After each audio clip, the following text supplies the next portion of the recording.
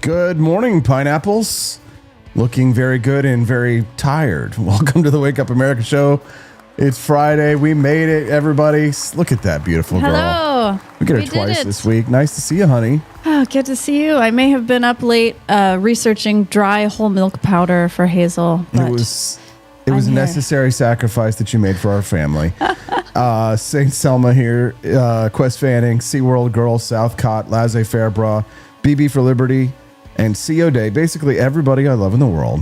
That's right. Including Justin Peterson, who will be joining us at 8 a.m. Central per year. Yes, good to have Justin on the show. He's got a good streak going on here. I know. We miss him when he's not here. I'm always nervous. I'm like, oh, man, I hope he doesn't ditch us this week. We always love to have Justin on the show. That's what makes it the real Freedom Family Friday. So. It does. It's not me. It's him. Yes. Drew Van Ruckel's already asking about that beautiful Bitcoin hat I'm wearing. Yeah, it just came in the mail yesterday, actually. This is the kind of thing that says, I'm redneck, but I still know a little tech. Tech redneck. Tech neck? Yeah, tech neck. That's a new term. Hey, what's up, John Rail? Happy Friday. Hi, John. Sorry, we're going to miss you at the Renaissance Festival this weekend. But we're going to see Cecilia. She's going to come. Yeah, they're already tipping us, Stephanie. They want to unlock the bonus content. Are you kidding me? Wow. Thanks, guys. That's awesome. And I think if they really want to, start contributing to the bonus content, they can go to forlibertyshop.com because we have so much new stuff this week. We need to have a collection of just all the new stuff. Right, just like new stuff this week. Exactly. Yeah. We've got the AI Master course that you just released yesterday. And so if you want to learn about all that, hold on, just wait before we get off. Before we just completely destroy the track of the show. Well, just kidding. I was just talking about bonus. We'll get there. Thank you, guys. We'll get off track.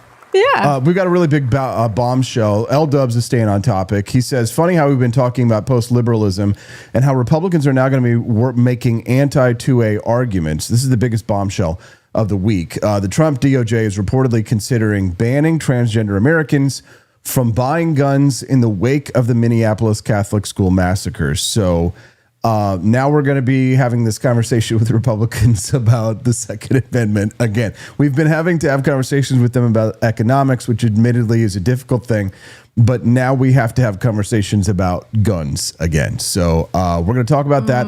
Also, the president wants to bring back an old school name that hasn't been seen since World War II, Stephanie. He's ordering the Pentagon to rebrand itself as no longer the Defense Department. Mm-hmm. It's now going to be called the Department of War. So we're going to talk about that today. Defense is out. Offense is in. What do you think, guys? Love to hear your thoughts on this one. You can send us a text.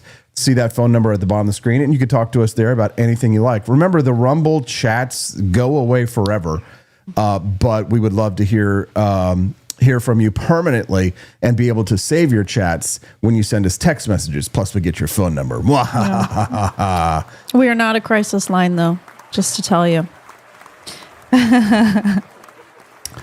All right, then we're going to lighten up and talk about, remember when Costco was selling those little 1 ounce gold bars and people were like, this is a gimmick, if you snagged one last year, congratulations.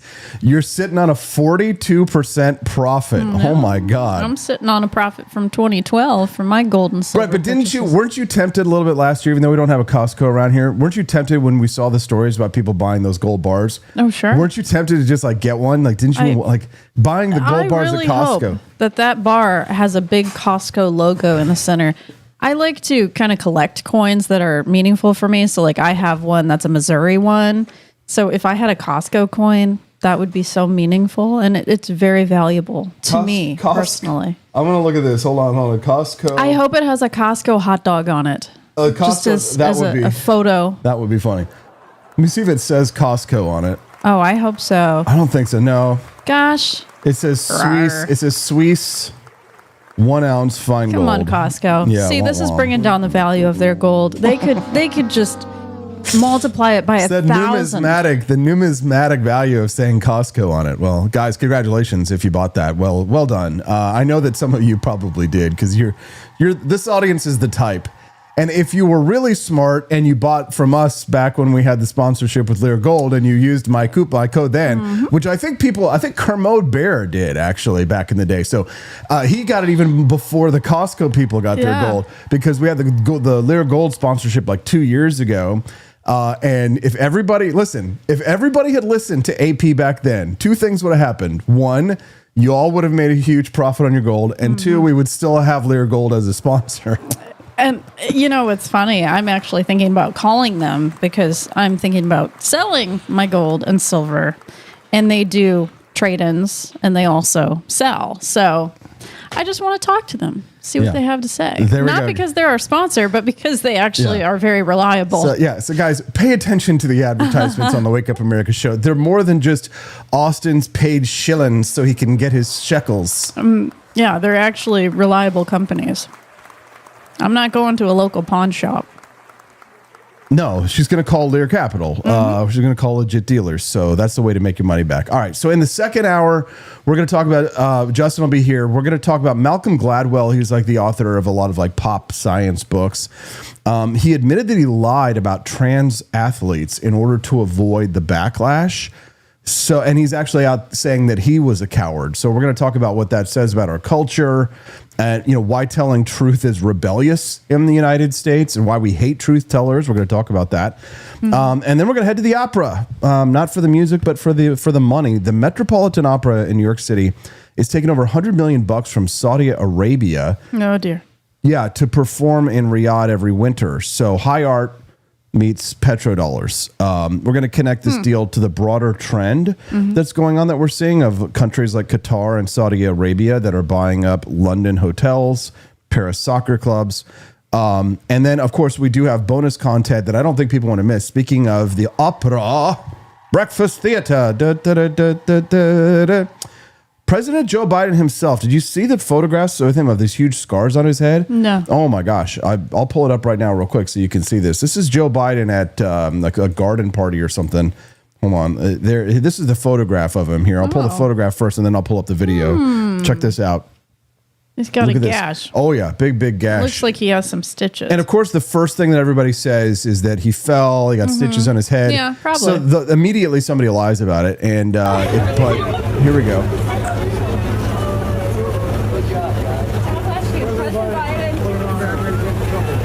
There he is. Poor grandpa. Aww. That man could have been president of the United States right now, Stephanie. He could have been. Boy. He's got stage 4 prostate cancer. Giant gash on his head. It was a surgery. He had to get a surgery done to get like melanoma or something picked off of his head. Yeah. It could have been people, a surgery. People are like, you voted for Trump. Well, yeah, the other option was a walking, talking corpse. I'm sorry, but poor guy. I didn't want Kamala Harris to be the president of the United States. Yeah, cancer treatment really messes with you. So I don't know if he's going through chemo and radiation right now. Apparently it's they're broke. So they're for $100, we can get Joe Biden on the show today. Oh, wow. Yeah. So yeah, those how the American healthcare system is. Even former presidents, Trump has been cutting Secret Service protection for Kamala Harris this last week, really? And apparently they've been cutting the budgets to the former presidents as well. Bill Clinton can't even afford another child on Epstein's Island. Oh, he's running out of kids. Oh, we definitely don't want to have him on the show. We don't want to pay him $100. If Tucker Carlson can tongue lash Ted Cruz and then have on Nazis and say that they're the greatest historians of the United States, I can talk to Bill Clinton. Pedophiles are not too far. What about truth? Truth, man. I want money. Give me my Costco gold. Yeah. No, I'm laughing about it because it's like a big fight in the conservative world this morning. They're all accusing each other of being grifters because apparently some people allegedly got paid for supporting India in this, like, not, putting tariffs on India. And somebody made the joke because all these conservatives are posting these pro-India things and they're probably being paid to do it. It's just allegedly. I think they are because it's so weird because like the IQ of the posts that are made goes up by like 20 points whenever they post a boosted post. So you're like, that person doesn't know those words. But I'm laughing because it's like somebody posted a meme and said, Austin, meanwhile, says, you guys are getting paid to fight tariffs? Exactly. Why can't India ever approach me with a bunch of money? I'll fight stupid tariffs. Right. Dang it. Well, I've been doing it for truths, man. It's time to get that money. Wait. Oh, my goodness. Ooh. No, wrong button. Slick Willie is fair game, says Drew Van Runkle. Yeah, so there's the deal, guys. If we raise $100 today on the Wake Up America show, and I pray that we do, we normally do, but not always. If we do, then we will have the former president of the United States today talking about that scar on his head. The rumors last week of Trump being dead. There's all these health rumors about Trump. Oh my God. Yeah, my mom brought those up to me. Of course she did, because she watches. What does she watch? Mainstream media. She watches on the cable television. Media. She watches the main. If there's a conspiracy theory that's bad about Trump, your mom's gonna believe it because she even when she comes over here, she has to turn on ABC News. And I'm like, here comes the poison. Well, the sad thing is, boomers learn a lot of information from Facebook too.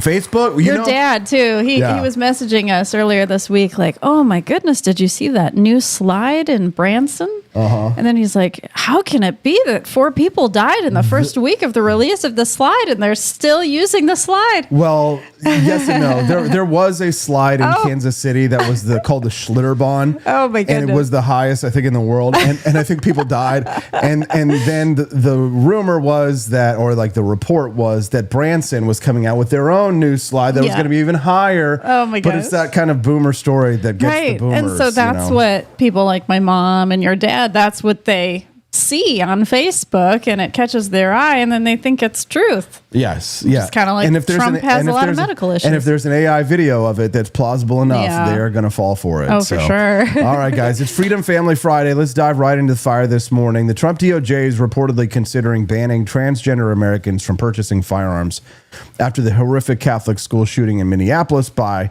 Robert Westman. This has everything: tragic, politics, and now the potential to reshape the Second Amendment debate.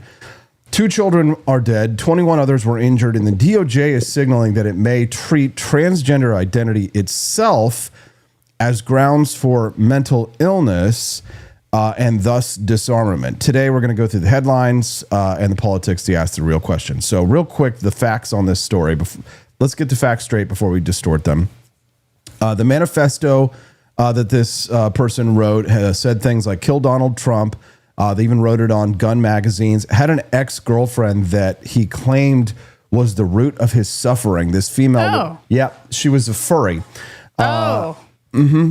Okay. A furry. Well, that has nothing to do with being transgender. Well, all the freaks tend to run together, don't they, Stephanie? They sort of run the same circles, as we know. Yeah, like I told you, I used to hang out with the weird people, right? The cutters, the people that wore all black, the gothic people, the people that loved anime. And those people just kind of go together. But I guess I was a normie in the middle of all of these quote unquote weirdos. Yes. And like, it's kind of like that Donald Trump quote where he says that like, they're rapists, they're killers, and some, I assume, are good people. So we exclude Kermode in this.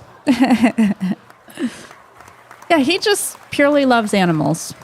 I believe that. There are some furries that are just like animal lovers, but like apparently this chick, she was the source of all of his woe. And like if you ever see a woman like this, guys, run for your life. Yeah, if they have a piercing in their nose or in the anywhere on like their that. face, their other than their earlobes.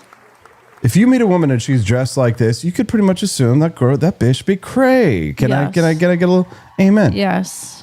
Although we were watching a video last night about a crazy, really beautiful blonde woman. Look at those bangs. So also look out for very beautiful women. Look at those bangs and tell me you would think that she's sane. Yeah. Yeah. This is like some weird Native American shit. Yeah, there's some trauma there for sure. Here we are. There's definitely some trauma. So there it is. And that's the boyfriend. That's the boyfriend, right? Oh, he looks kind of handsome there. Well, look, normal. He literally had to go dress like a normal person in order to go into the gun shop. Oh, interesting. So he morphs. Yeah, exactly. So he said when he wants to go buy guns, then all of a sudden, So this guy, he says that.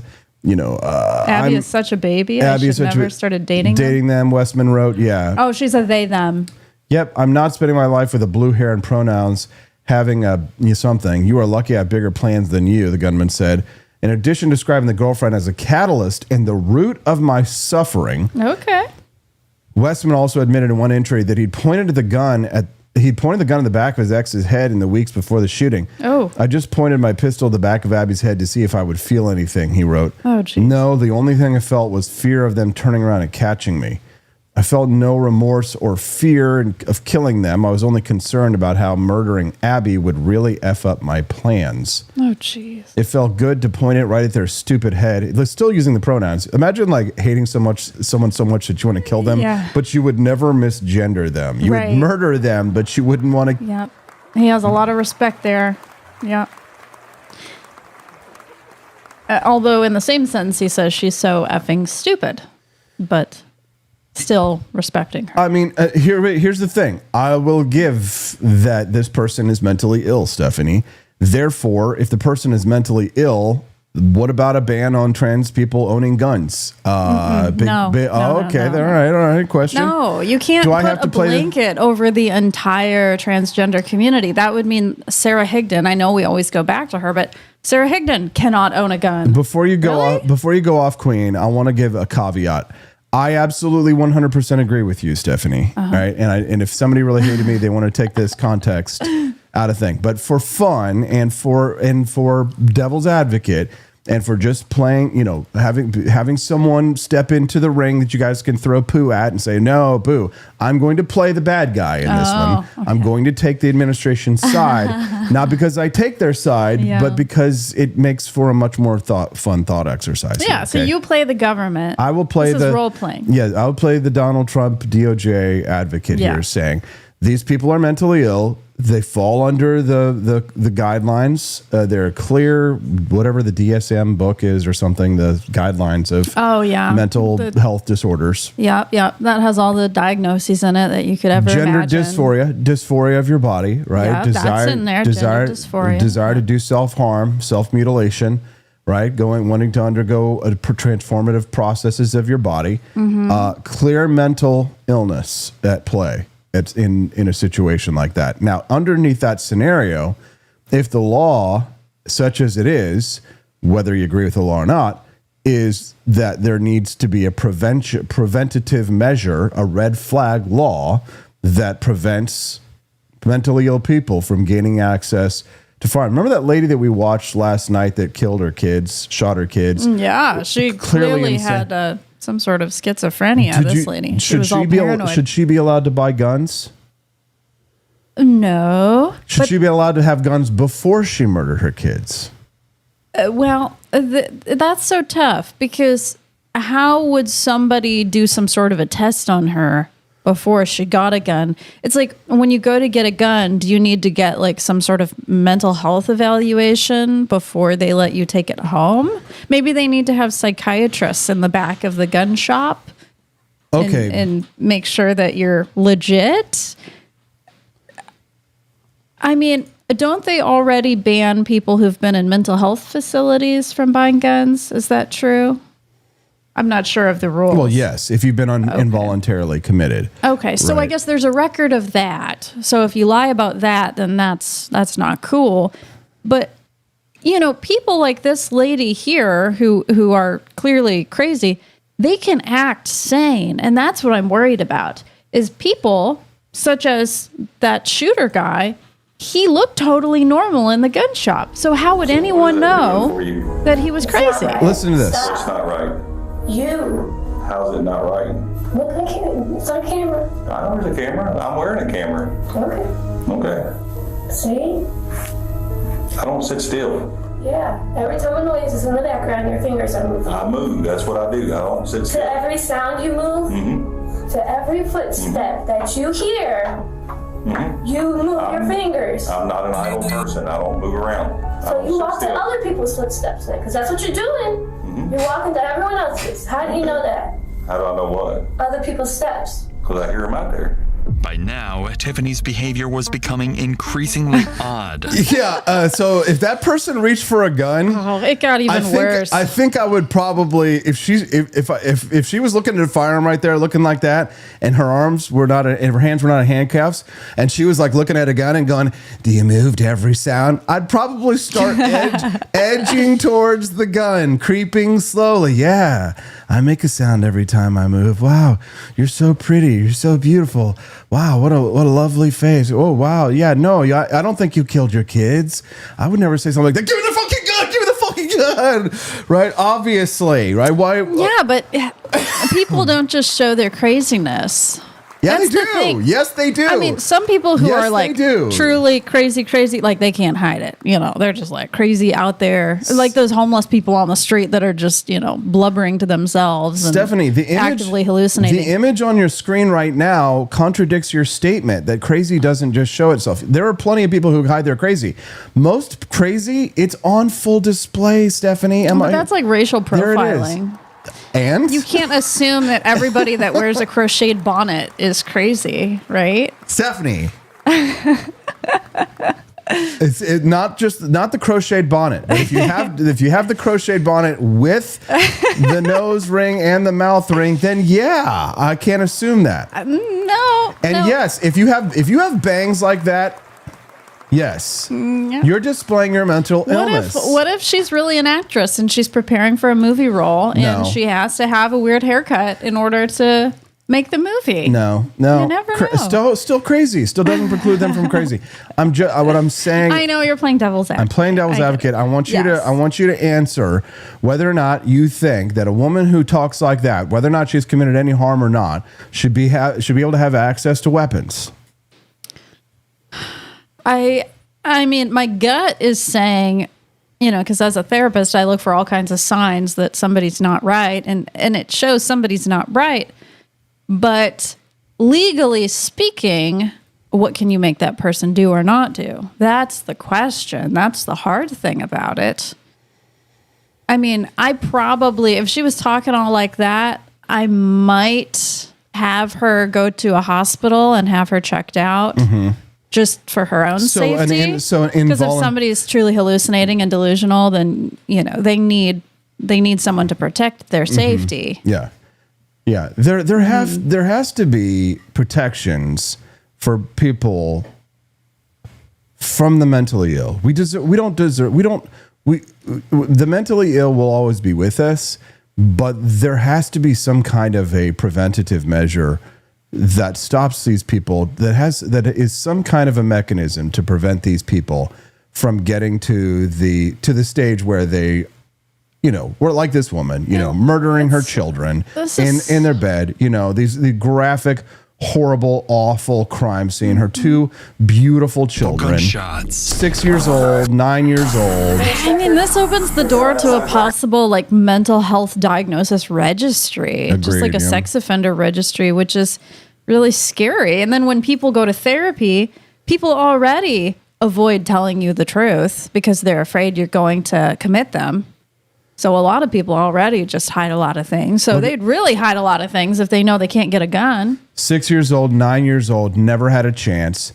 Not only did she shoot both of them, but one of them she double tapped. So she wasn't done. She wanted to make sure that it was done. Oh yeah, she made up fake people too that were influencing her, manipulating her. Yes. Yeah. So this lady's clearly crazy.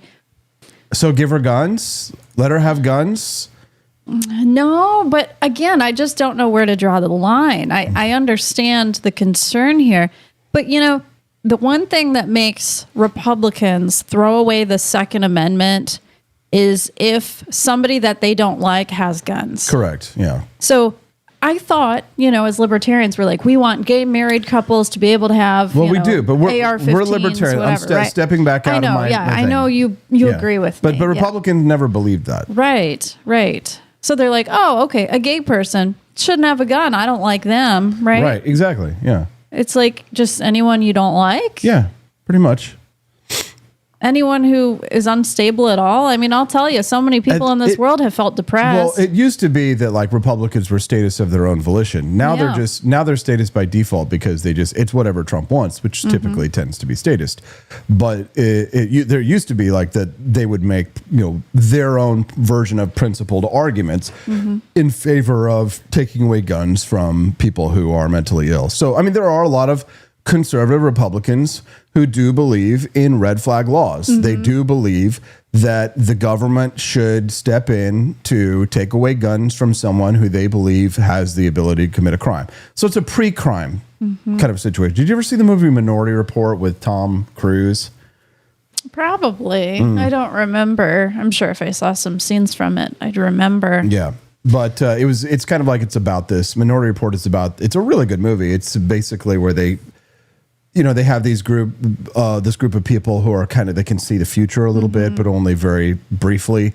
So they are trying to solve crimes before they happen. Yeah. And of course, it creates all of these myriad paradoxes and problems. Yeah. Which red flags, of course, are a similar thing. It's about pre-crime. But the idea is that you should not be able to have your gun rights removed from you without due process. You can have your gun rights removed from you if you commit a crime, if due process has been served against you, right, and they could prove in a court of law that you've taken someone else's rights away, you've robbed someone, like felons, defrauded them. They can't have a gun, right? Right. Felons can't have a gun, although there are some libertarians who do believe that felons who did not commit violent crimes should have their rights restored, because some people are felons for nonviolent crimes. But then you could say people who have substance use issues, who are always intoxicated, they shouldn't be able to use a gun, because who's to say they're not going to pick up a gun while they're drinking alcohol until they're nearly passed out on the floor. There could be an argument for that as well.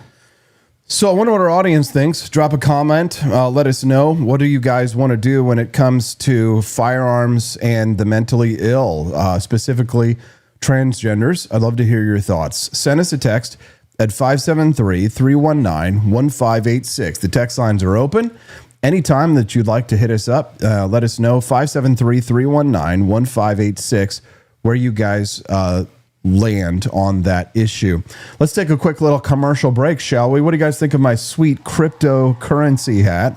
You can get it at forlibertyshop.com. And while we take a break, go to our shop. That's right. Camo coin. This is the camo coin cap if you're looking for it, like camouflage, camo coin cap. You can get that exclusively at forlibertyshop.com because that's where I created it and put the design out there. I think, was it Drew Van Runkle who sent me this Bitcoin design? I think he might have actually, but I'm not sure. You can find it over at the shop if you, again, type into the search bar camo coin cap, Bitcoin camouflage trucker cap that you can get at forlibertyshop.com. So if you like it, when I'm wearing it, you can fit into the redneck crowds, but those who know the B know the B. You can get one again at forlibertyshop.com, the number forlibertyshop.com. And while we're on our commercial break, Stephanie, this is kind of like a big deal for our family and our business. This is huge. It is, because here's the thing. People have been asking me for months, maybe years now, because AI has been out for about a year. Austin, how are you doing this? How are you getting 10 million views a month on Instagram? We have completely transformed our game over here. The reason why the network is growing is, one, people are financially supporting us in the chat. And two, because the shop has been so successful with AI, and AI has a lot of uses that can transform how you do business and how you communicate with people online. We create incredible memes at scale. We create incredible AI videos. We create children's books. We're able to, one day, my hope is that we'll have like 25, 30, maybe 50 books that we are collecting royalties from. And one day I'll be able to retire on the royalties created from those books. I would not have been able to do that. I would not be able to afford to hire an artist and figure out the ins and outs of publishing if it wasn't for AI. So everybody asks me, Austin, how is it you're doing this? How are you pulling all this off? And how are you doing it so fast? Well, here's the thing. I'm handing out gold here. Okay. There was this really great video I saw the other day of a guy handing out gold on the street in New York City, and maybe I think I saw it in a reel. Oh, here it is. This guy, here he is. He's trying to give out gold. Look at this, people. He's literally handing out gold and silver on the streets. This is one time he was asking people what they just to guess how much the gold bar was worth, and he would give them free silver coins. He's standing outside the Fox News building. Check out this guy. Watch this. Ma'am, here you go. You can have it. He was literally trying to give the woman a gold like to guess the bar. value? Guess the value of the bar, and I'll give you some silver. Please. Nobody wants to talk to me. $10. $10, you think? All right, well, take one coin, please. It's more than $10. Yes. No problem. $150. That's gonna get you 4 coins. It's $40-something Sir, would you per like coin to guess the value of this gold bar? or per ounce. Oh, that's probably Sir, that's come like, on, looks like help 3 me to out, 5 bro. ounces there. That's a Guess the lot of value, silver. and guess the value, and I'll give you a prize, ma'am. Please throw a number Nope. out there. Take some gold. Take some silver, sir. Please. Guess the value. Guess the value, please, man. 100,000. Okay, take 5 silver coins.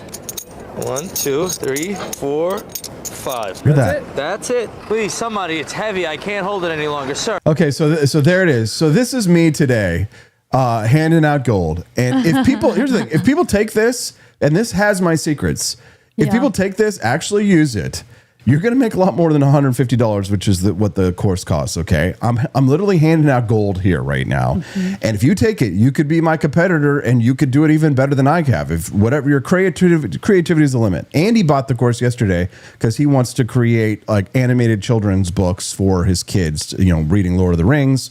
What a beautiful thing, That's right? cool. But maybe you want to use it to make memes, or maybe you want to learn how to use ChatGPT better, or maybe you've just been intimidated by AI and you don't know how to hop in. So here's the thing. I'm handing out gold here with this AI for Creators course.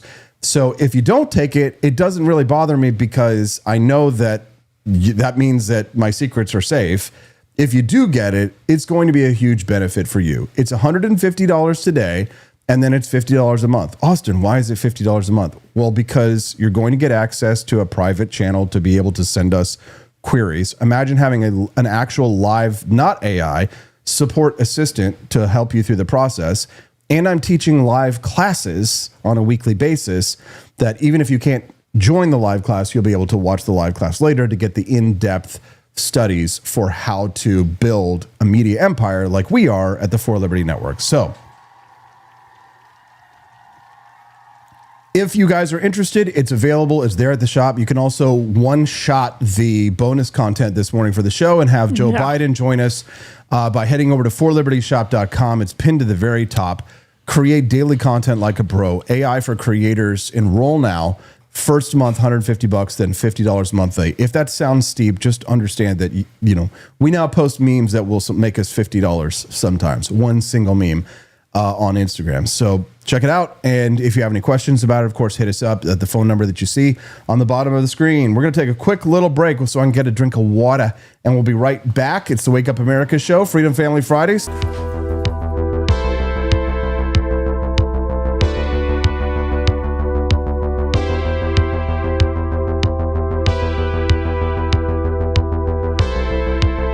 Are you tired of the strange radioactive effects of leftist culture? Do you ever wonder what happened to good old-fashioned American values? Well, fear no more, because there's a new force fighting back against the cultural rot of today. Introducing Culturama, a right-of-center talk show that's taking back the future today. Hosted by none other than blonde bombshell herself, Daniela Pensack. She's not just talking, she's taking culture back.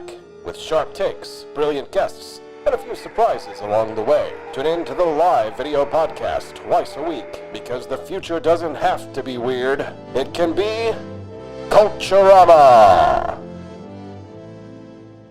If there wasn't going to be somebody who was a fiery champion of liberty, somebody who would get out there and who would be aggressive, and if they wouldn't do it with more fire or passion than I had, then I would go and I would fight this battle for us. I've fought for the principles that we all share. Parties tend to be secondary to me. We're here because we believe in the principles of liberty. I am not a perfect messenger, but I think I'm a damn good one. This is a replica of our first president's flintlock pistol. You have my full support, my respect, and my gun.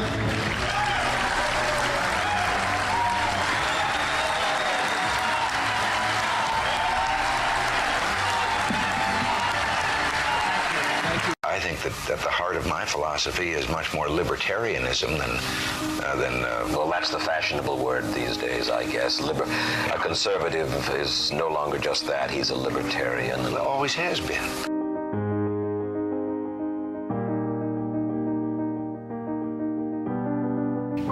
Yet any time you and I question the schemes of the do-gooders, we're denounced as being against their humanitarian goals. They say we're always against things, we're never for anything.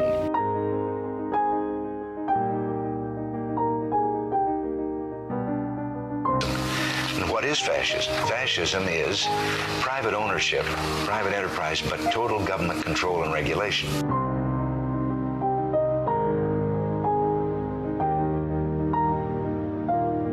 Well, the trouble with our liberal friends is not that they're ignorant. It's just that they know so much that isn't so.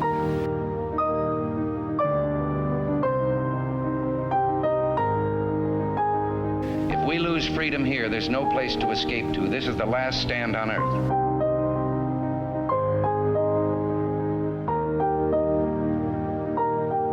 This is the issue of this. Hey guys, looks like somebody just one-shotted the bonus content. We just sold another AI course, mastery course. Thank you to Joel, which of course means that Joe Biden will be on the show later and that the mini documentary is available and will be playing for you right now. Enjoy, guys. Thank you so much. Everybody say thank you, Joel. Thank you. It's an extreme, albeit predictable, work with lawmakers to amend the state law that currently requires school children to be vaccinated. In response to reporters' questions at that press conference, DeSantis said he'd also push lawmakers to adopt a medical freedom package that would extend anti-discrimination protection. So right now we're paying $29.55. So spot price was like $30.20, and you guys do a little bit off spot, right? Yeah, we work on about, you can see our spread. It's about $130 spread between what we're buying them for and what we're selling them for. Okay, but still like 2 or 3% off. Yeah. I don't want that. Yeah. I'm Well, it's still more than that now. Like you've already more than made the spread from when they made this video. Yeah, how many people are selling like gold bars to you right now? I would say for every 6 people we have selling to us, we have 1 buyer. Oh, interesting. Yeah. Oh, that's actually really interesting. Selling right now. Okay, 6 to 1. On an average day, how many people are coming to sell one of these? I would say we probably buy, I don't know, between 5 and 10 a day. 5 and 10 a day? Yeah. You kidding me? Dude, that's a lot. 5 and 10? Oh yeah, we buy a lot of gold. 15. Nice, thank you. That was awesome. Yeah, awesome. I appreciate you. Give me a handshake. There you go. Gold up from that price even, $3,549 an ounce in 1 year. That's a 42% jump. Welcome to Freedom Family Friday. Gold has shot up more than 40% in just 12 months. Yep. Bigger return than bonds, bigger than most stocks, and probably bigger than, your fantasy football winnings or online gambling takes if it's legal in your state. And that's why you might see me online. Just the other day, I didn't get many responses at all, other than people being like, why do you want to sell your gold? But I was like, where's a good place to trade in gold and silver where you can actually get a lot of money back? Because as you see here, they don't necessarily give you what the true value is. No one would. That would never. Right. That wouldn't make sense for them. Right. Right. You have to always figure in that that the person who's buying it, they've got to make money too. Right. It's like when you watch that show from Detroit, your homesake, right? Pawn, hardcore pawn. Or they go in there, they would be like, "Oh, I know what the price of gold is today," and they'd be like, "Yeah, I have to make money." They have to make money in a pawn shop. They have to pay for the building, the air conditioning, and everything like that. Yeah. But when you have gold, you automatically always have money. It's always going to have that value. And that's why I've kept it. But now it's like, I don't know how much more it's going to go up. That's the thing. That's what I'm scared of. I don't know if it's going to go back down.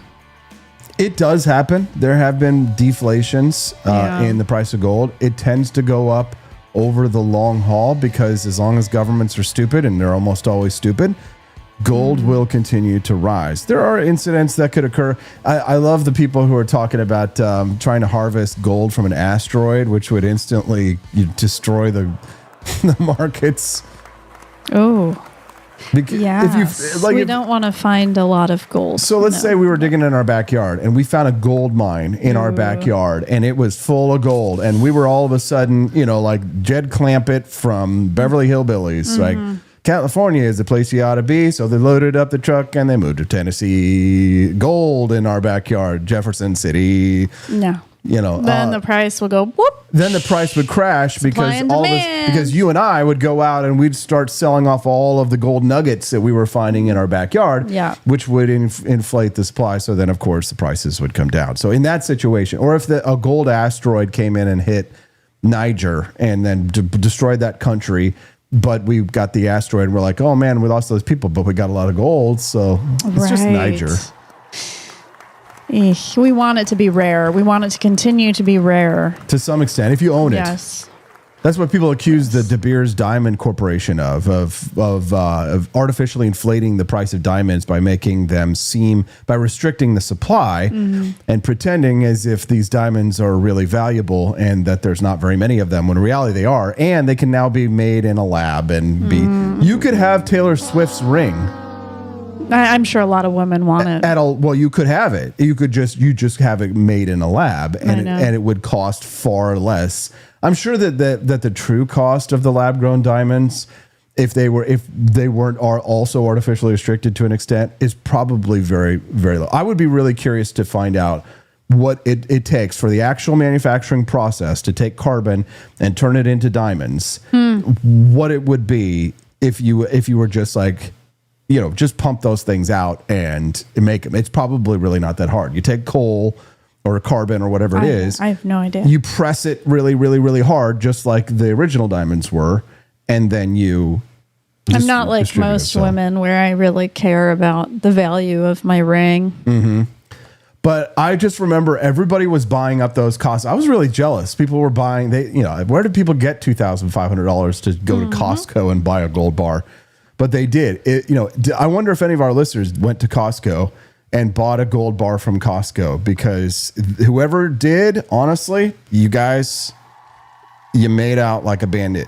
But you got to sell your gold, and Costco doesn't buy your gold back. So that is the challenge. Is it has to grow enough to give you a good investment, but also it needs to cover the cost of selling it again. Right. That's the nice thing about, and we need to stop saying the name of our old sponsor because they're not sponsoring us now. So don't say their names, but that's just industry standard. If you don't advertise and give us money, then we don't say your names. That's just that's how this business works. When I bought my gold and silver, I bought from a local shop in Michigan. So I didn't even go through like a company online. I actually went to the brick and mortar store. If we had an extra $3,500 drop into our lap, Stephanie, would you put it into the gold? Would you put it into crypto, or would you use it to pay for a family vacation? Let's hear your answer. Oh my goodness. Gold, crypto, or a family vacation. $3,500 right now, Stephanie. What would you do with it? Gosh, I don't want to do any of those things, honestly. I want to use it for saving. So I guess if the vacation thing is just savings, then that's what I want it to be. Gosh dang, Stephanie, how can you take such a fun question and poop all over it, make it so not fun? Because I've been thinking a lot about it in my head. Right. What do I want to do? Do I want to sell it? Do I want to... I don't know. What would you guys do? Because I'm hearing a lot of people saying, why would you sell your gold? Why would you do that?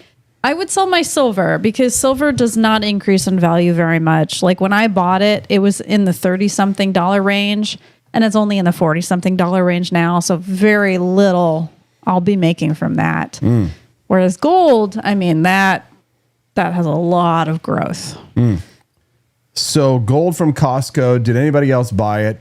How much did you buy it for? And I love this. Here's a guy a year ago. Oh man, what a great video. Why you shouldn't buy Costco's gold bars. Stupidest purchase ever. Impulse buy 10-pound bags of avocados and lifetime supplies. This was a year ago, so this is before it went up 40%. Another impulse purchase. He sounds like this me. One might be the most expensive one that they've ever cashed in on. It's also one of the riskiest ones, both for them and for the consumer, and I'll explain why in a minute. Yeah, but here's risks. what you need to know. Costco is now buying physical gold and silver, cashing in on the craze associated with the volatility in the market and the fear that people have of the US dollar collapsing, which is kind of scary because that lends the trust associated with the Costco brand to an industry that is very much one that is predatory, at least in my opinion. Because here's the thing you need to know about buying physical gold. About all of the lies and all the myths that are told about physical gold in order to get you to make the purchase. Things like the idea that it's a good inflation hedge. Well, it is a good inflation hedge, but the people who are selling you gold know that it is only a good inflation hedge if you bought it way prior to inflation starting. Yeah, but unless, right. Yeah, but, like I would not buy gold right now. It is way too high. Well, then that answers the question, Stephanie, that I asked you just like 6 minutes ago. Yeah, I wouldn't buy gold now. So then cryptocurrency or a vacation? I would not buy crypto either. So vacation it is. Well, so other people in the chat, they were kind of going with what I was saying. Dad Bad Baboon says 1,000 to gold, 1,000 to crypto. No. I wouldn't do that. 1,500 in vacation. And then he said 1,000 to vacation, 500 to some type of savings for Hazel. I like that. It's if you bought gold when I told you to, when I had a gold sponsor on this show 2 years ago, you made over 40% on that gold. And if you bought gold a year ago from Costco and didn't listen to that guy on YouTube, you made a sweet 40% from a year ago to today. I do like the digital gold. I don't make any money off of selling cryptocurrencies, but I do make money off of this Bitcoin hat that you can get at the For Liberty shop. It's the camo coin cap. Get you one on the break. We'll be right back with Justin Peterson on the Wake Up America show's For Liberty Network. Said he'd also work with lawmakers to amend the state law that currently requires school children to be vaccinated. In response to reporters' questions at that press conference, DeSantis said he'd also push lawmakers to adopt a medical freedom package that would extend... Justin Peterson joining us live right now from Boston. Good morning, Justin. Hello from the cradle of liberty, Boston, Massachusetts. Hey, bro, it's great to see you. Happy Friday. We're so glad that you're here with us, bud. You looking forward to a nice weekend? Yeah, I'm basically going to be working, and then Sunday's my day off, so I'll be chilling out. That's it's my a beautiful. fun day. The weather here is gorgeous. The weather here is beautiful. Same here. We're loving it. It's too cold for Stephanie, but Yeah, it's in the 70s. That's just, I'm in sweater weather right now. yeah. She's Well, built I like have a- switched to pumpkin coffee. I have switched to pumpkin. Oh so yeah, Steffi has hollow I'm well, bones like a bird, so she has to stay warm. Thankfully, Hazel seems to be built like her dad, so she's little in the middle, but she's got much back. Justin, this is Malcolm Gladwell. He's a science popularizer. He made millions telling people the obvious in really quirky ways. He wrote several pop science books, and he just admitted he lied when he said men should be allowed to compete in women's sports. Take a listen. If we did a replay of that exact panel at the Sloan Conference this coming March, it runs in exactly the opposite direction. And it would be, I suspect, near unanimity in the room that trans athletes have no place in the female category. I don't think there's any question. I just think it was a strange. I was. The reason I'm ashamed of my performance of that panel because I share your position 100%, and I was cowed. The idea of saying anything on this issue, I was I believe in retrospect, in a dishonest way. I was objective in a dishonest way. Ow, wow, If Justin, we did a replay, that's pretty wild. Justin, your reaction? I mean, first of all, I think he's a coward. That's my first take. He's a coward. Your integrity and your values really matter when they're being put to the actual test of something, not when it's popular, right? To say, oh, well, it's okay now. It's the same thing with the freaking Nazis after the war. It's like, well, I never really supported them. I never really supported them. And it's like, shut up, bitch. Go clean up the camps. Exactly. And I think that you're going to see a lot of this as we come out of the fever dream of these past 5 years of being all of us kind of being held hostage by these ideas. I mean, this was the thing that sort of pushed me off being a Democrat in the first place, was like I just kept seeing more and more delusional thinking, arguments not being made rationally, logic thrown out the window. And I said, I don't believe in any of this. And I saw a lot of this forced teaming, like you have to believe it, you must do the pronouns, you must do this, all of these sort of public, almost religious rites, the catechism, it's almost like religious catechisms. You must do this, you must do this. And because of social pressure, everyone was just kind of like, okay. And then I was over here thinking, am I the crazy one? Like, I see all of my friends just going lock, stock, and barrel into this stuff. And I'm like, what the hell is going on? And I pulled way back. I pulled way back off social media. And I just was like, I'm not going to comment on any of this stuff because there was so much coercion. The whole thing about the past 5 years, if I had to put it all into one word, it's coercion. Everything has been coerced. Our opinions are being coerced. Our values are being coerced.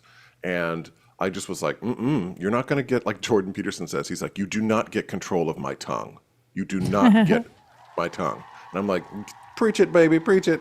So I think that you're going to see, honestly, a lot of people like Malcolm Gladwell in the next year or two coming out and being like, we never really supported this. We never really believed in this. And, these cowards are going to come out and be like, oh, no, I was always on the right side. We should put their names on a list. Put them on a list and put them in the camps. Put them on a list. It's kind of like Facebook, right? How Facebook was like, oh, well, the government's boot was on our neck. We couldn't help it. But we're not really like that. It's the power of groupthink. It feels weird to go against the grain. But the good news is that it seems as if people's opinions are turning around, because that's what he said in this. The conclusion is that the panel that he was on originally, when he said, yeah, put biological males to crush women's skulls in their sports, that the panel of people who all said that at the time, he thinks that the majority of them would now be against it. What changed, Justin? Why, he's a coward. At least give him credit for apologizing and saying he's a coward. We appreciate it, but consider that going forward. However, the other cowards, why is it? Where's the courage coming from all of a sudden from these cowards, Justin? Well, I think it's because we got Donald Trump as president, and I think that when 60% of the country is voting for Donald Trump, 60%. There's a cultural zeitgeist shift that people are getting braver now to be able to say things. I mean, when one of the things that happened when Trump got elected was Justine Bateman, the sister who used to be sister of Jason Bateman, who used to be on Family Ties.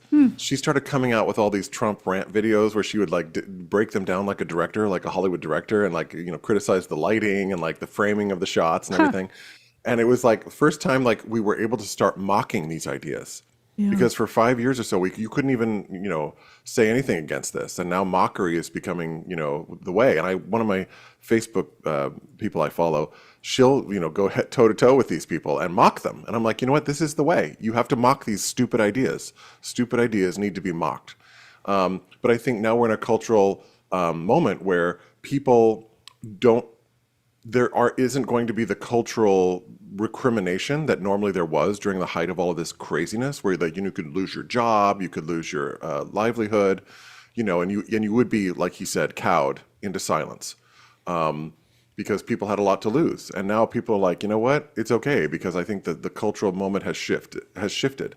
And one of the things that people have begun to realize is the most virulent trans activism is not about assimilation, let's live in society, we want to be just like you, we want to get along. No, it's we want access to special things, we want to do more, and not only that, but we want to win, and we're going to push you down at any cost. And I'm like, you know what, that's what lost you the game.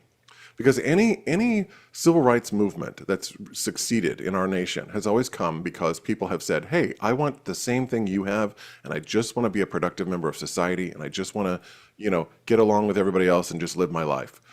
I think most rational and reasonable people would say, yeah, of course. But the case of what's going on here is not that at all. They're asking us to redefine how we conceptualize core tenets and beliefs that are fundamental to biology, to culture, to how we understand the world around us. And you can't just go doing that by coercion, which is what they're doing. They're not making a rational, and they won't argue. Like Judith Butler, who's the queen of gender studies, right? she won't even argue her ideas, which to me, my personal view is like, if you don't have error correction in your system, you're effed. Because there needs to be error correction. There needs to be a debate. There needs to be dialogue about things. And if you will not debate, and then you're telling all the rest of us, we have to just go along, and without any debate, without any conversation about things, you're not a good guy. You're kind of the bad guy. You know, that's what tyrants and despots do. It's like, you're going to say these words, or you're going to believe these things. And I just think that we need a more honest appraisal of ideas. And when you won't debate, here's my personal view. If you will not debate your opinion, to me, your opinion is worthless. I don't have to listen to anything you say. Because if you will not rationally and reasonably debate your own ideas, you're an ideologue, and I don't have to listen to a goddamn thing you say. Wow. Good for you. Nelson65 says, amen, Justin. And Mighty Megatron said, when the Dems push gruesome in 2028, Gavin Newsom, remind them that he locked you down. He was partying with forced masks. He forced you to be home. Never forgive, never forget. They killed people. Thank you, Mighty Megatron, for the super chat. Nelson, or not Nelson, but I guess Andy Opperman loved your rant so much, Justin, that he actually typed !clip in the chat, which is a new feature this week, which means anybody in the chat can clip the show up to and including to 240 seconds of the Wake Up America show. You can now do this live in the chat. And this is, I think, going to be a game changer for us if those who are cutting the clips download them, post them on X, and tag us. If you tag me or Steffi or Justin or all three of us preferably, we will reshare and help to drive and boost traffic to your X account. This is a great way for the For Liberty Network to all work together and do team building to grow the Wake Up America show and the network. Also, real quick side note, I saw Ike giving a shits was complaining about losing his job. I just want to say that I know a lot of people are really feeling job insecurity right now, but if you're not getting on board with AI, Justin and I, we talk about it privately all the time, how it's transforming our lives and our careers. Now, Ike, if you're in a difficult situation right now financially and you can't afford the $150 to join my AI class, but you still do want to join, then text me and we will work something out for you to get you in this course, because I do want, I'm telling you, I'm giving away gold. The reason why we charge what we charge is just because we had to put all the man hours in to put the class together. But at this point now, like it's there for you guys. If you're having problems with your career or you want to change what you're doing right now, and I don't want to get too much into AI, but I'm sure Justin will back me up on this one. Learn now. Now is the time, because we are months ahead of our competition right now, blazing trails. Justin, real quick, if you could just speak to that, because we were talking about this before the show. Every single day, it's like a revolution is happening, and you and I are at the forefront of it because we're using AI. Go ahead. Oh, no, I just think that it's, I can't overstate how important it has been for me in so many areas of my life. You know, I use it for thinking. You know, I use it for solving problems. I use it for all different kinds of things. Help me structure a class, or help me structure this idea. I mean, it's been invaluable. And I think that obviously I have friends who are very, very much against it. You know, they're just like, I'm completely against this. And I'm like, well, that's okay, but you can't uninvent an invention. Yeah. And it has, for me, been a tremendous boon. And the skill of the AI, to me, in my opinion, is the skill of prompting. It's really being able to have the excellent prompts to be able to know how to talk to it. And the better your prompting is, the better the results will be that you get out of it. So the more thoughtful I have been in prompting things, the better responses I get. And we that's part of our course. Actually, the first segment of our course is on prompting, and everybody who is a member of the course is going to join us for a live session, or they can watch it later.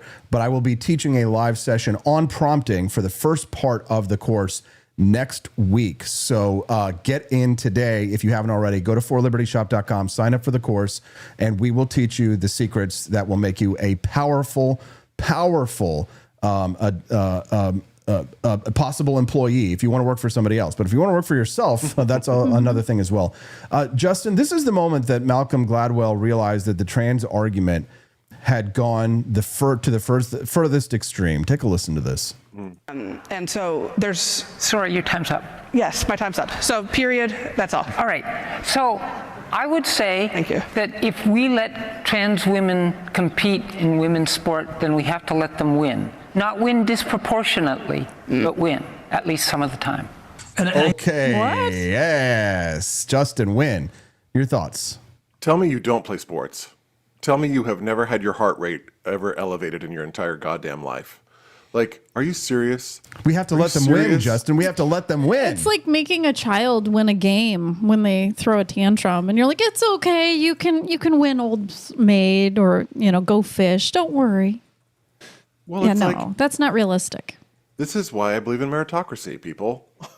It's like, may the best woman or man win. But at the same time, when you're allowing someone to win, you're the casino. What is it? The house is the odds are in favor of the house. You know what I'm saying? Like, those are not fair odds. No. And then here's, of course, my take on that. Any of those athletes should, and I don't understand why they don't, stop saying, I'm not competing with you. Because if the game is rigged, I'm not playing a rigged game. The people who did that before were sort of martyred. I mean, Riley Gaines has become a pariah to the left because of her outspoken advocacy against males in bodily. It's the most ridiculous thing in the modern age that we've seen, right? And it's because people don't want to hurt other people's feelings, Justin. That's what it is that it's sensitivity over truth. That's what it is. It's what Gad Saad calls suicidal empathy. Mm-hmm. It's what it is. Like, you will destroy yourself to not be seen of as not nice. Like, you'll literally commit suicide as to not be seen socially as not a nice person. Mm-hmm.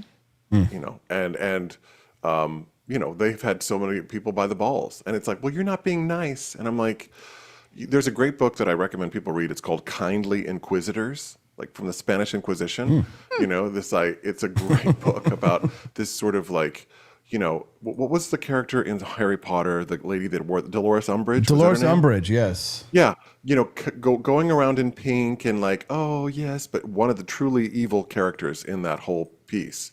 Mm-hmm. And that's what these people are. They're little Dolores Umbridges walking around, Good stuff, Justin. Good stuff. Love the Harry Potter reference, by the way. Yeah, because they want equality, but in order to have equality, they need a footstool to stand on. So is that really equality? No. Kindly Inquisitors, the new attacks on free thought. Greg Lukianoff, I think. So there's quite a lot of content as well over on YouTube. So check that out. How cancel culture destroyed an entire generation. Kindly Inquisitors. Thank you, Justin. Appreciate that. Oh, yeah.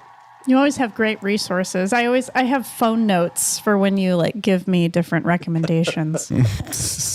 I can't stop reading. I can't stop reading. Justin, we're headed to the Renaissance Festival this weekend. We're very excited about that one.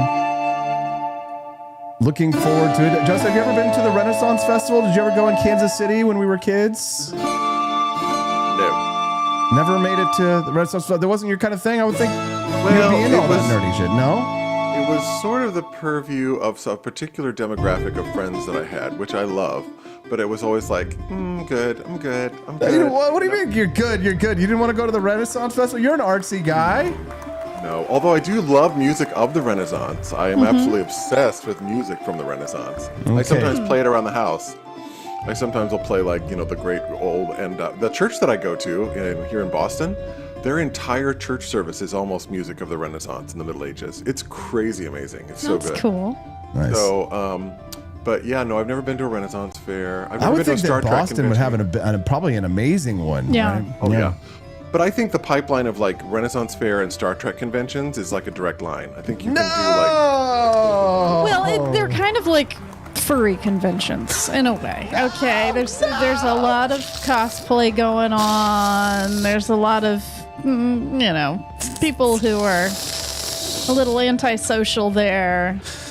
Hey, I'm very social, and this weekend I'm gonna get dressed up in my greaves and my tunic, and I'm going to the dang Renaissance Festival with my little baby dressed as a princess. I'm dressing up too, but I can see what you're saying, Justin. It's a very interesting crowd of people. We are trying to keep the culture, maintain the culture. Well, you know what got me was not for nothing, but when we were at Mount Vernon in March, the LARPing of those patriots, all of those guys who like go out, like that's kind of it's like the Renaissance Fair for the patriots.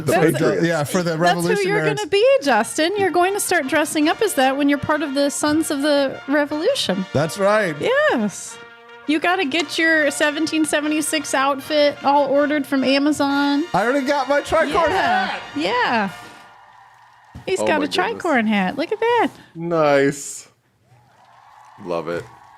You gotta stick a feather in your hat and call it macaroni. Oh my gosh, that's so cute. We did find a feather on the grass yesterday. I should have picked it up. Ah. No, but those guys turn out like, I think, but here's the thing. This is the delight of life. I think people should be able to do all these little things that they want to do. And if they want to do it, it's fine. You make it sound like it's gay, Justin. Hold on You're here. like, it's fine, but just not for me, for you. Mongoose in the chat just said, today I found out Austin is gayer than Justin. What does that make me? If I'm into these things, am I a lesbian? I don't know. No, it's okay for girls to do this kind of stuff. Well, but like think about like I think about like you said the Star Trek convention, the Comic Cons. That's another one. Yes, it's the similar type of people that go to Ren Fest as Comic Con. Yes. Yeah.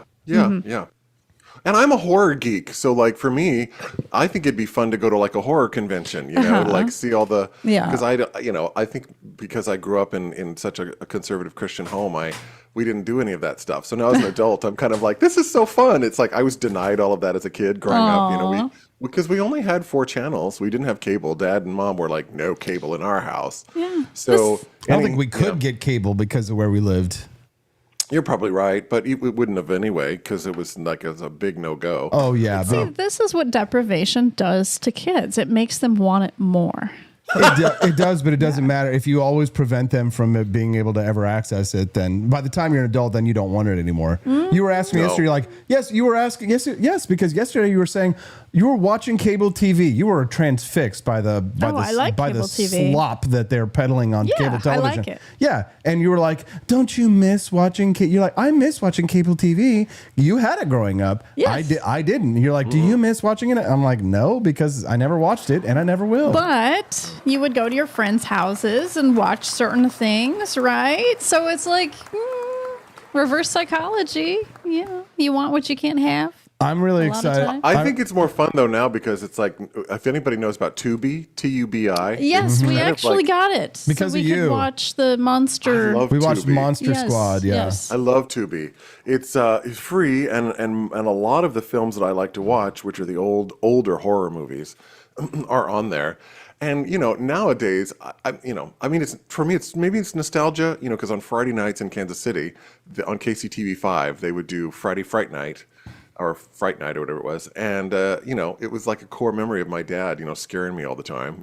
That's why I turned out the way I did, because he was always scaring me. He'd go into the other room in the dark, and he'd go. So and really, your trauma ended up making you like that thing. That's so interesting. Yeah. Well, because I'm not scared of it anymore. Maybe that's why. And it's sort of an empowering feeling. It's like, oh, this is okay. This isn't going to hurt me. Yeah. This isn't scary. It's it feels good. And yeah. You're fighting against it. Yeah. Good evening. There it is. Horrific hangers on. Welcome to Friday Fright Night.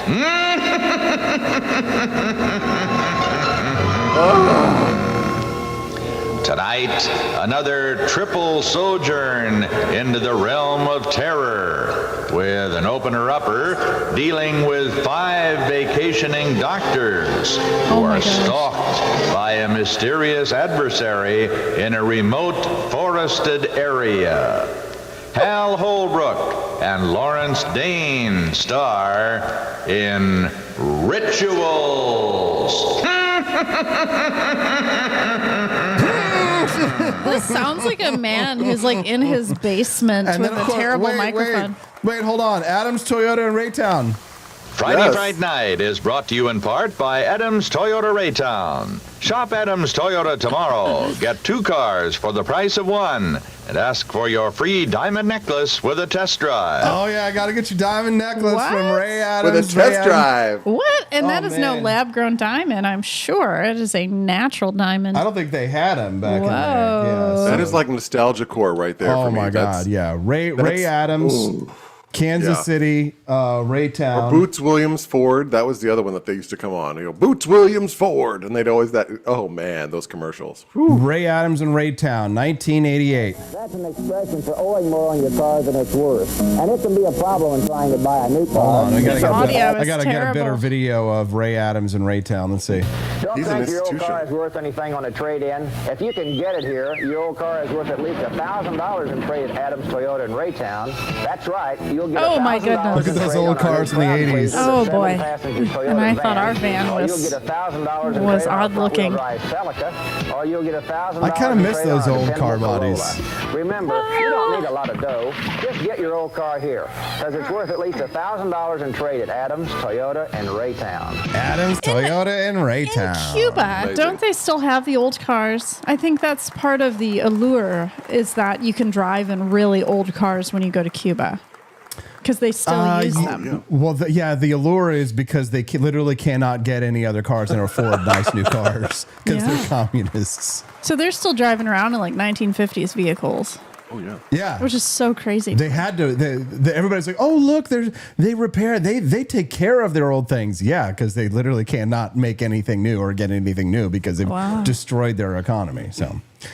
I miss the sound old cars made when you shut the door. Remember when you would actually shut doors on cars and you didn't push a button and they closed and made it. Now they all sound like car. I used to have windows that you had to roll them down. Justin, do you remember rolling down car windows? Well, this gesture, we know you pull up someone and go like this. I mean, that gesture doesn't exist anymore. Oh my God, that's a good point. Go like this.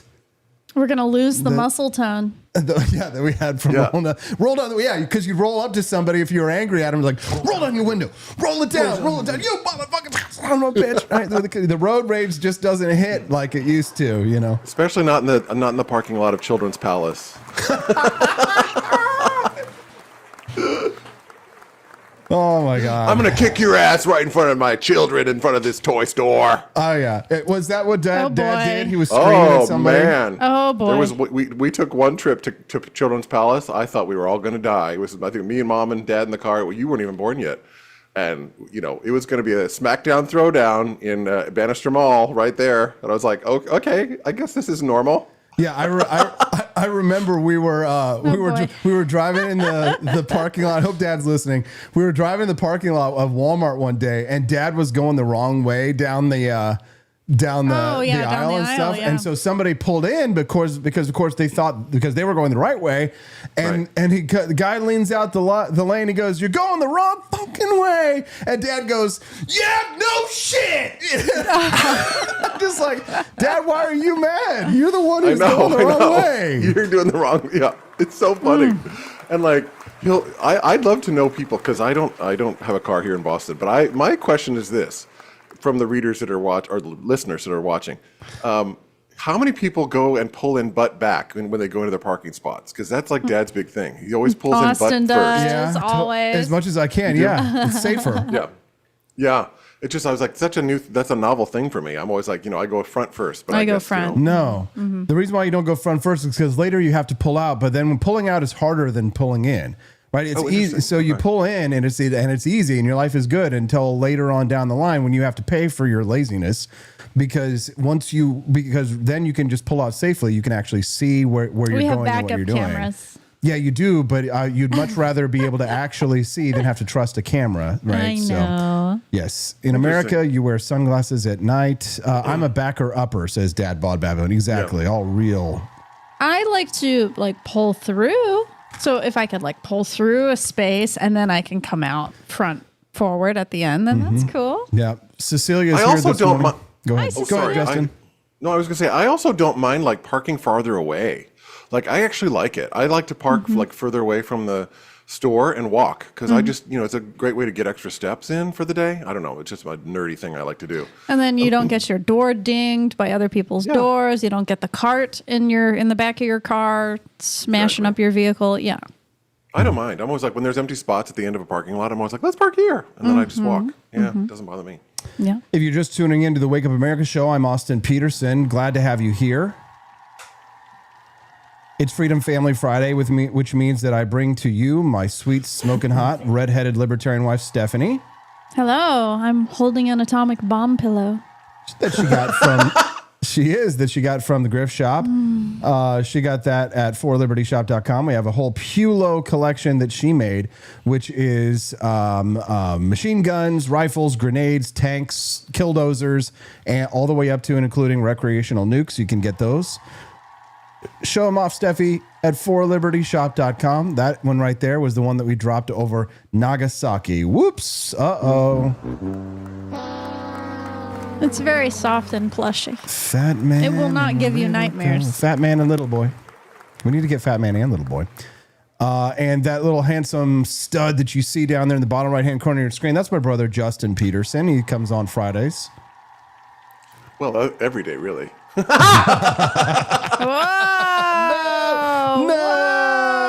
No! Oh, my goodness. Too much. The following program is brought to you in living color on NBC. We're living a little bit of the old 1980s Kansas City nostalgia. Buy your turkey trimmings and holiday needs at Bob's IGA and save. Happy Thanksgiving from Bob's IGA. Does your home need a little repair? For better living now and better values later. Go Standard. Improvement Company at Westport 17100. This is KMBC TV, Channel 9. And you're watching KMBC 9 News at 6 with Larry Moore and Lori Everett, meteorologist Brian Busby, and Len Dawson's sports. Talk about iconic. I have not seen a Len in a long time. Oh, I love it. You know what I love to do? Honestly, I mean, this is help me. Please help me. Please. I love to go and watch like Halloween commercials or like Christmas commercials because people will put like whole like video clip montages together. I mean, it doesn't even have to be necessarily from Kansas City, but oh man, it's so fun, especially the Halloween ones when you see like the makeup and the different McDonald's commercials for Halloween and everything. It's just like, oh, this is so fun. This is so cool. I love it. I love it. Nostalgia is very powerful here, especially for the 1980s. Our whole show, of course, built around 1980s nostalgia. That's the theme, the vaporware, synthwave, 1980s theme that we're rocking here over at the Wake Up America show. So, Justin, I was really excited to have you on the show today because, we were talking about our own online course. But you apparently also have gotten into the online course game for people for voice students.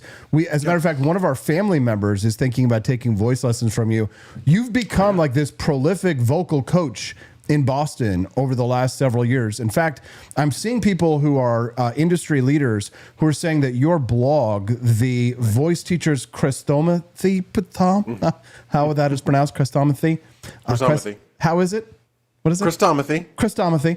The Voice Teachers Crestomathy is considered like a leading industry blog for people in your profession. How does it feel to become the voice of a generation of voice teachers? Well, I mean, the thing about it is that for me, I always have said I have to speak the truth as best as I can see it. And I'm not trying to writing to make it's not a vanity thing in the sense of like, it's all about me. It's one of the reasons why I don't do video, because to me, writing is the way that I really am able to most honestly express how I feel about things. But, I write for the reality of the world as I see it, based on my broad understanding and my deep reading of the accumulated literature of my field. And I love to share the insights that I find because they seem to be so countercultural to what's being proffered most of the time in universities and in a lot of these master classes that I see with famous voice teachers or famous singers, really. So I think you have to, for me, it's like, one, you have to stand in seeing the world as honestly as you can with integrity, which is one of my core values, right? Always try to think about having integrity here. In other words, don't try to write something just because you think it's going to get a lot of clicks. Write something because you think it's going to really make an impact and that you would be proud of it no matter what. That's Even hard. if no one read it, it's hard, but for me, that's the thing that's helped resonate with other people. It's like the more that I can stand in integrity and say, this is what I believe, and this is why I believe it, and have good rational arguments for why I do it, it makes a difference. I think when you start, at least in the artistic sphere, and maybe with business too, but with the arts, when you start to pander to the audience, you lose your voice. So in other words, you depend on the audience to tell you who you are or what you should say, right? Like, oh, well, they really like this, so I'm going to say this. So you can oftentimes lose what's really core to the importance of what you believe because you're thinking, well, this won't get clicks or this won't get likes. And I'm like, well, for me, there are some articles that I write that take off. Like I got one article that got 6,000 views, which is incredible and unprecedented. And then some things I'll get, well, just, 1,000 people will view it. But everything that I want to be able to stand behind every single thing that I write and feel like this is reflective of what I believe and how I believe it. It's also one of the reasons why I've stopped thinking about the idea of writing a book, because when you write a book, it's sort of like set and it's set forever. And if you change your mind about something or if your opinions, morph, you're sort of like, well, now I have to write another book. So with the writing that I do, if I make a change of my opinion, I can do it in real time. And the wonderful part about this is, for me, this Substack work that I do is I'm making more money doing this than I would make if I wrote a book. People, you might get 200 readers of a book or 300 readers of a book, but I'm getting thousands of readers of my blog every week. And it's monetized, which I wasn't doing before, So you years ago in like 2013, you had counseled me to start writing and I was like, okay, I'll do it. But I didn't make any money for about, 8 years on my writing because I just was like, I was just learning to do it. You know what I mean? I was just getting the skills to learn how to do it. So I wasn't doing ad revenue or anything like that. But now with Substack, which I like to refer to as OnlyFans for writers, it allows me to monetize my writing. And so for the first time in my life, the things that I'm saying, people want to hear and want to support me. And I think that's really wonderful. Justin, I've always, and thank you for, offering me a little bit of credit there. I've always wanted to see you succeed. You've always had an incredible natural talent. And, all you really needed to do was to just have the ability to monetize your talents. And like, it's not just you, Justin, obviously, like you're the person I care about, one of the most important people in my life. So I want to help you the most, but it's kind of like been a part of my career to try and help people, to try and like create opportunities for other people, because I get pleasure out of being a part of other people's success stories. And being a part of being able to say, oh, well, I had this person on my show and then that appearance launched them into so many other, opportunities that makes them even bigger than I am. And it doesn't bother me. I'm genuinely happy for other people's success.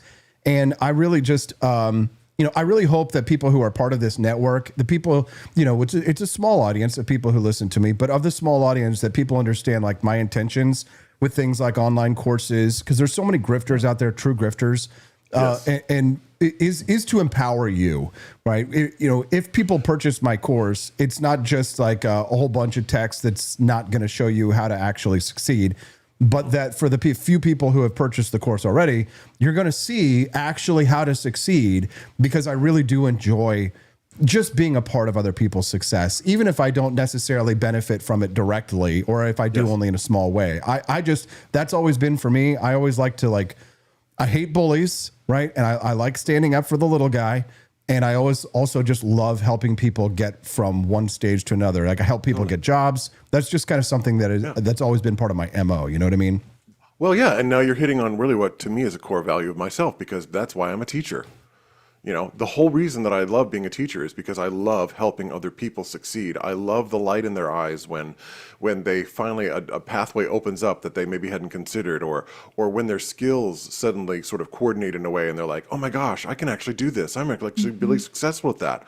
you know, and I've had so many wonderful students that have gone on to wonderful careers on Broadway and musical performances and pop music. And I'm proud of all of them. And, you know, you have to, as a teacher, want your students to succeed. You have to want people to be successful. Because if it's about you, which in many ways it can be, a lot of times in education, you know, it can be about the teacher, and it's like the teacher's ego, and it's like, well, the teacher is the authority. I'm always like, nope. My job as a teacher is to help you and set you, as you probably would say, Austin, set you up on your own feet, right? Set you up on your own 2 feet, allow you to be your own teacher someday, that you understand what's going on. You know, because there are people out there, whether they be content creators or teachers, who have created a whole system which makes you dependent on the teacher forever and ever, so that you can, they infantilize you, and they sort of make you dependent on them forever and ever and ever, and you can never really be your own true self. Steffi sees this in her profession too, as a therapist. They have an incentive to keep them, to keep them coming back for more and more sessions. Right. Whereas me, I always say, you know, I'm giving you the tools to grow your own wings and fly away. The whole purpose of this is for you to fly out of the nest. I don't need you to stay here forever. Yeah. And I mean, and not to beat a dead horse, but I am telling you that if you buy my course and you make good use of it and you put it into action, you are not going to need me after that. Once you learn what you have in that course, you're going to be able to go out there and do everything on your own. But even if you don't, we do have access to through our Discord, through a private channel for you guys to ask questions in real time, and we to get answers from me or a member of the staff. So I hope that you guys do check out our new online course, AI for Creators. But it's not just for creators, but for people who want to learn how to better communicate online using artificial intelligence. Then definitely check that out at the Griff Shop at forlibertyshop.com. Stephanie, you want to? Yeah, even my dad, who's 70 years old and he's retired. He got taught by you how to use AI, and for I think Hazel's birthday, he actually made a birthday card for her using AI, and he was so proud of what he learned. So even if you're out of the job world, you don't need to make money. You can still use this and make it meaningful. Mm-hmm. Yep. And oh my goodness! I mean, I think about traveling, and you think, okay, I'm retired now, and I want to maybe travel. You can literally do it and say, okay, I want to travel. Here's my budget. Here's how much money I have. Can you help me make a trip for X amount of dollars? Maybe it's within the continental US, and it will plan different places you can go. You can even say something like, you know what? Let's play a game. You are a travel agent, and we're going to play 20 questions. I want you to ask me 20 questions about myself. And then after you've asked me all these 20 questions, come up with a really fun destination for me to travel to based on all of my answers. I'm like, what a fun way to like create a way of traveling, you know? Yes. And it's like, yeah, it's a playground. It's a playground. It is. Well, we were just I was using the ChatGPT agent the other day when I was trying to look up vacation options, and it literally acts as a computer and like plans out the whole trip for you, and it's really helpful. All right, but don't give it away any more secrets. I'll have to get it at the shop. But there are a lot more great secrets that we have available for you. So check it out at forlibertyshop.com. If you know someone who you think could benefit from that course, they want to use AI, then send them to our Griff Shop, the forlibertyshop.com at forlibertyshop.com. 212-277, anytime, night or day. Love it. Now, Steffi, we have to talk about Chuck E. Cheese. No. I saw that yesterday. Girl. Yes. Yeah, about my trauma. Yeah, so I'm really interested in like your Disney experiences. I mean, like, you know, I never went. So I'm sure you're aware that Disney doesn't really have characters just walking around freely without a handler. Right. Which really makes me feel safe. Because in Chuck E. Cheese, Chucky is walking around without a handler. At least he was back in the 90s. And that's what freaks me out is like they're free to invade my space. They're free to touch me. They're free to approach me. Whereas when they have a handler, they don't always like reach out and grab people. It's more so like the handler kind of goes around and tells the person where to go. And so I like a lot of these theme parks because they actually keep the characters like behind closed doors. Usually there's like a character greet area where you can take photos. So it's nice that they're not just out and about walking. Those are the ones that freak me out. The ones that approach me and I can't get away from. So like a Disney breakfast where like Goofy was there or Mickey was there would be a little too much. Yeah. I need to like have boundaries with them. I need to know that they're not going to approach me without my permission. Got it. Yes. You know, I love that because now you and I now have connection, which is you have your head characters, whatever they are, and I have roller coasters. Yeah.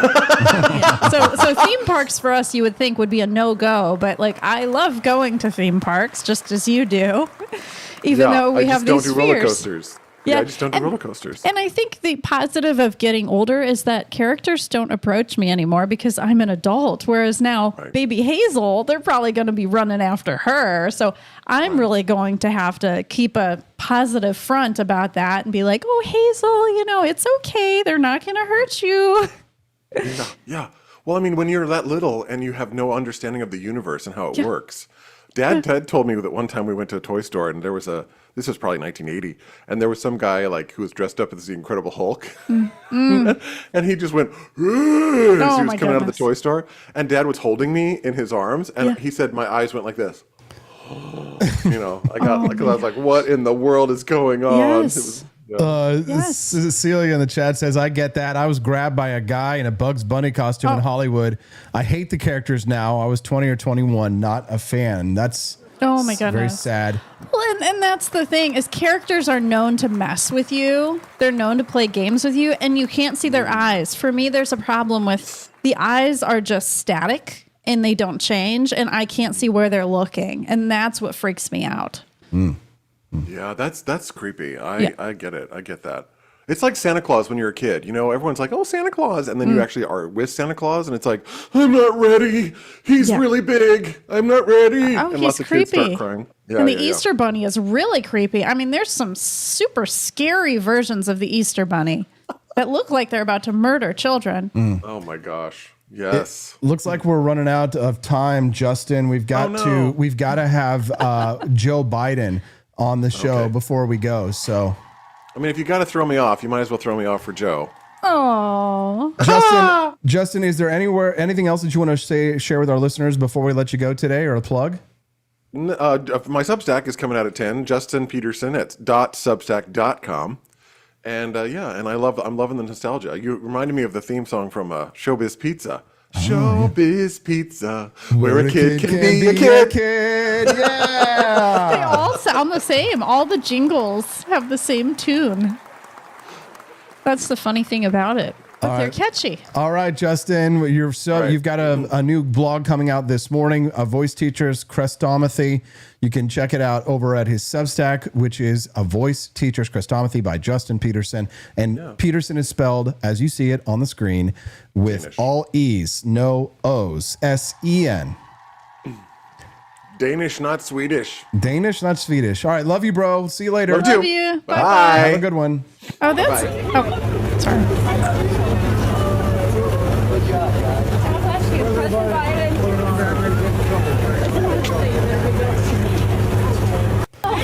There he is. All right, folks, you've seen the headlines. So the internet has been ablaze this week with two big stories. First, the shocking footage of President Joe Biden with what looked like a massive gash across his head. Here, I'll play it in the background so you can see it, see what I'm talking about here. Massive gash across his head. This is when he was leaving church in Delaware. And then the other rumors, this was last week, that President Trump had quietly died only to pop up an hour later in the Oval Office announcing Space Command was moving to Alabama. But you can't make this stuff up, right? But apparently we don't have to, because both men have given us enough material to last a lifetime. And today, because we book on the Wake Up America show bigger than CNN, MSNBC, and the Food Network combined, we have the exclusive. We will be welcoming here in just a minute the former president of the United States will be joining us live on this show. Do not go away. We will be right back. That's not Hail to the Chief. Wrong button. We'll be right back with Joe Biden on the Wake Up America show's For Liberty Network. Don't go away.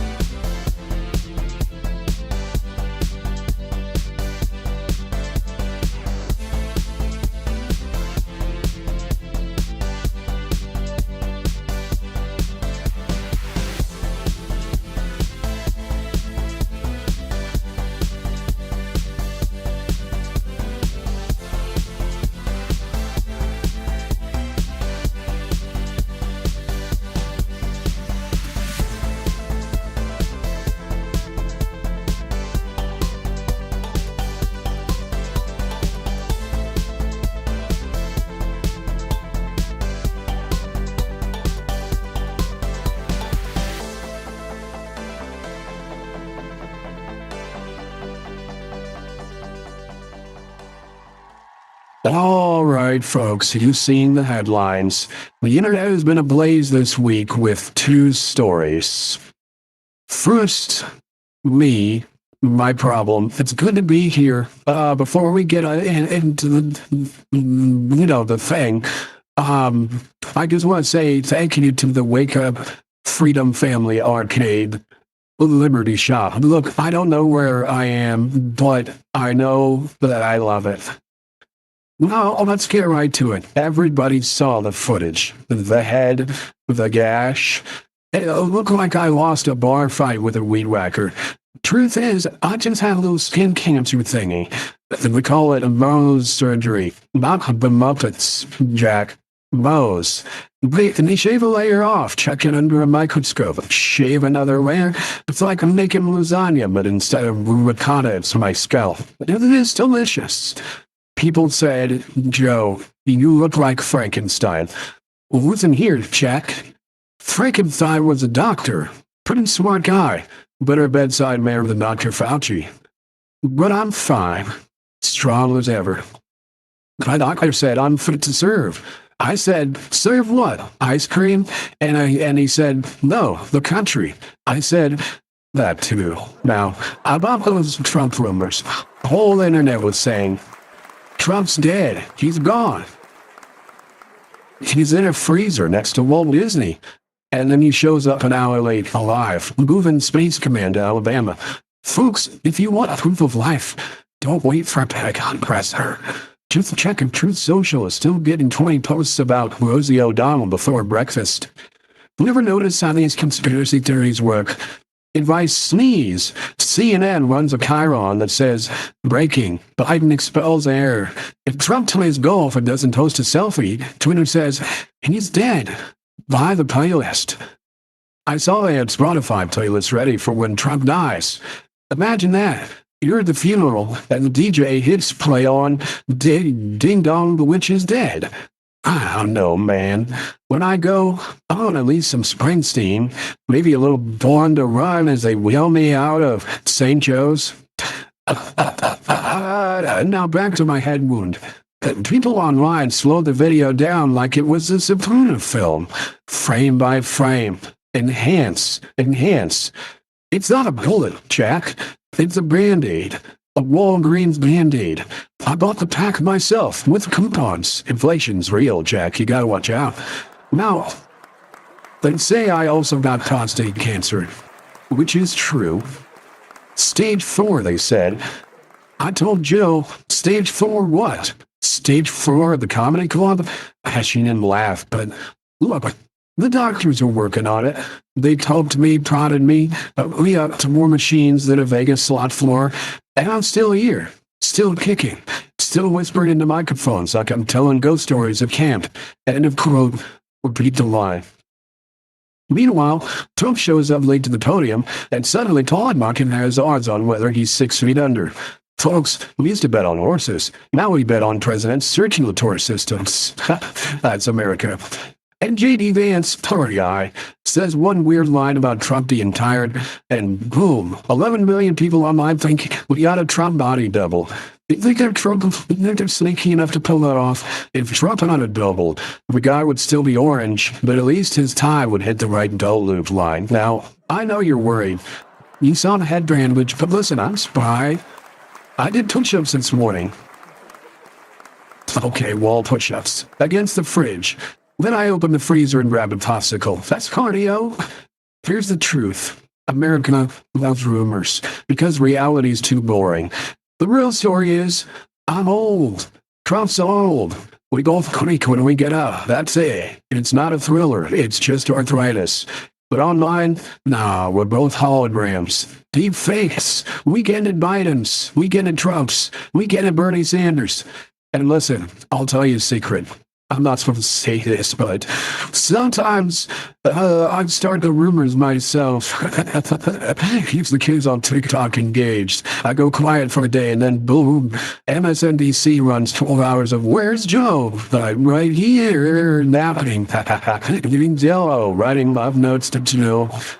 Not sexy notes, Hallmark notes. Thanks for putting up with my malarkey. Now, about my head wounds, heals up fine, scar's gonna fade. And when it does, I'll tell people it was from a night fright and a corn pop. Makes me sound tougher. Maybe I'll get a tattoo over it. A little eagle, maybe Hunter's face. Nah, too complicated. Final thought, folks. Don't put your faith in rumor mills. Put it in God, family, and a good dermatologist. And if you're worried about my health, don't be. I'll outlive the rumor accounts. I'm like Social Security. People keep saying I'll run out, but I just keep paying dividends. Thank you. God bless you. And God bless America. Now, if somebody point me towards the nearest friendlies, I heard they still got sprinkles. Thank you, thank you.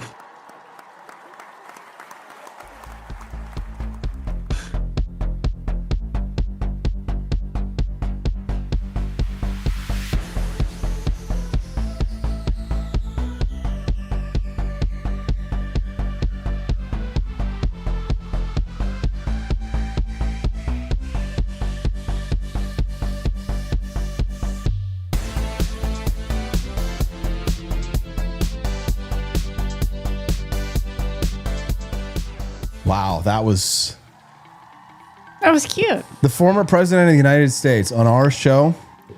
And it's all because of the generosity of people like yourself, Joel Ledamore, Andy Opperman, Quest Fanning, Ike Given a Shits, and so many others like Mighty Megatron, Dad Bod Baboon, who stepped in today to make financial contributions to not only unlock the bonus content, but to also support the Wake Up America show on our For Liberty network. Thank you, everyone. Oh, and tune in tonight for Freedom Arcade. Freedom Arcade, that's at 8 right. p.m. Central Time. Check us out streaming and playing video games. I've yet to pick the game, but we're trying to find some new games to play. And I haven't decided what we're going to play tonight, but we always have our default that we will always fall back to if we can't find another good game. The Jackbox party games tonight after whatever game I pick for the first game. So we'll find out. All right. So what did you think? Was it a good show? Good show, would you say? I think so. I enjoyed myself very much. Like Justin said, you know, you just got to have fun yourself and just speak your truth. If you haven't, guys, checked out our new course, if you guys want to get ahead of the game and stay 2 months ahead of everybody else, get all of the secrets of how I have built and scaled my business, AI for creators, available at the Grift Shop now at forlibertyshop.com. Don't sleep. Don't wait. Get it now because next week, the first live session starts and you can be a part of that live class. So head to forlibertyshop.com or forward it to somebody that you know will benefit from it. We're working hard to try and not only to grow our own pockets, but also to build yours. So get ahead of the game and sign up for our course. And we'll see you guys tonight on the Freedom Arcade right here at 8 p.m. Central on the Wake Up America show on the For Liberty Network. Be free. Bye, guys.